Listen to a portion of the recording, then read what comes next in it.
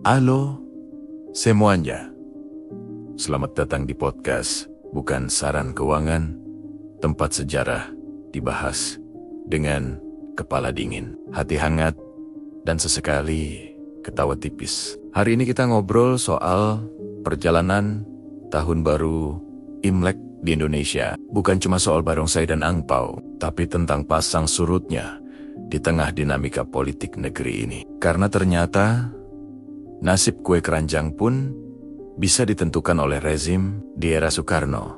Hubungan Indonesia dan Republik Rakyat Tiongkok sempat cukup dekat. Indonesia punya relasi diplomatik dengan Beijing, tapi di dalam negeri, dinamika etnis Tionghoa sudah kompleks sejak lama. Isu kewarganegaraan, loyalitas ganda, dan ketegangan politik global bikin komunitas Tionghoa sering berada dalam posisi serba salah. Imlek saat itu memang masih bisa dirayakan, tapi suasana politik nasional perlahan memanas menjelang pertengahan 1960-an. Masuk ke masa Soeharto dan Orde Baru, situasinya berubah drastis. Tahun 1967,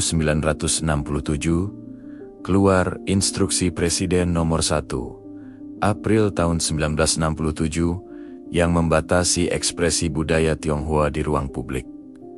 Perayaan Imlek boleh, tapi di dalam rumah, secara tertutup, tanpa gemerlap.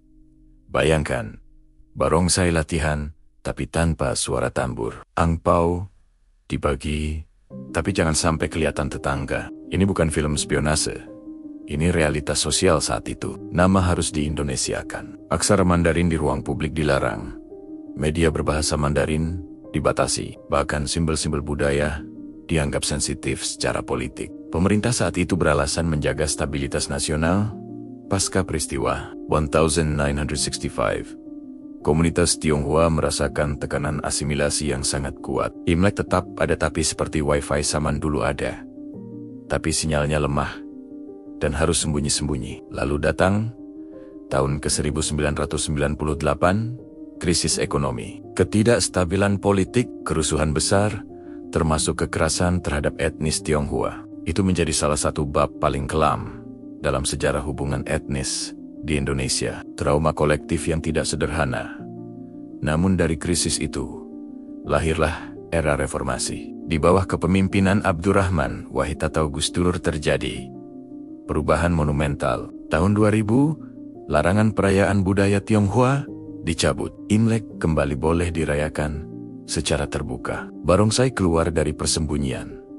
Kelenteng kembali ramai. Gus Dur percaya pluralisme adalah fondasi Indonesia. Ia melihat kebudayaan Tionghoa sebagai bagian sah dari mosaik bangsa. Banyak yang memuji langkah ini sebagai tonggak rekonsiliasi.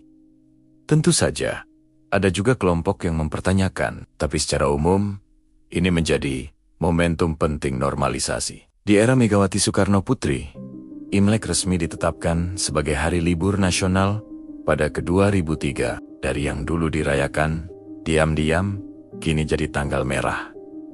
Ironis sekaligus simbolis. Kalau dulu barongsai harus sembunyi, sekarang malah tampil di mall dengan sponsor bank. Kapitalisme memang cepat sekali beradaptasi. Perjalanan ini tentu tak lepas dari pro kontra. Pihak yang mendukung keterbukaan melihatnya sebagai langkah penting, pengakuan hak budaya, dan penyembuhan sejarah. Indonesia adalah negara multikultural. Merayakan perbedaan adalah bagian dari identitas nasional. Pihak yang skeptis kadang mengaitkannya dengan isu ekonomi, politik identitas, atau sentimen global terhadap Tiongkok modern. Ada kekhawatiran kadang rasional, kadang emosional tentang pengaruh asing. Di era modern, diskusi juga melebar antara budaya, agama, dan geopolitik.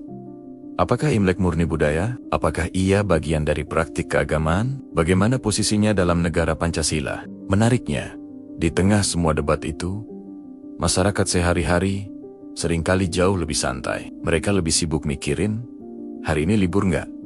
Dan dapat angpau nggak? Pasang surut Imlek di Indonesia menunjukkan satu hal. Kebijakan negara sangat memengaruhi ruang budaya. Dari pembatasan ketat trauma sosial, hingga pengakuan resmi semua terjadi dalam rentang beberapa dekade saja. Tapi yang juga penting, perubahan ini bukan cuma soal pemerintah. Ini juga soal masyarakat yang belajar, pelan-pelan, menerima keberagaman. Hari ini, Imlek dirayakan di berbagai kota dari Jakarta sampai Singkawang. Barongsai tampil bukan lagi sebagai simbol politik, tapi sebagai ekspresi budaya. Dan mungkin disitulah pelajaran terbesarnya. Budaya itu seperti air. Ditekan, dia mencari celah. Dilarang, dia bertahan. Diberi ruang, dia tumbuh. Jadi, ketika kita melihat lampion merah bergantungan dan mendengar suara tambur barongsai, mungkin itu bukan cuma perayaan tahun baru, itu juga simbol perjalanan panjang bangsa ini, berdamai dengan keberagamannya sendiri. Saya pamit, selamat merayakan keberagaman dan kalau dapat angpau, jangan lupa pajak. Bercanda. Sampai jumpa di episode berikutnya.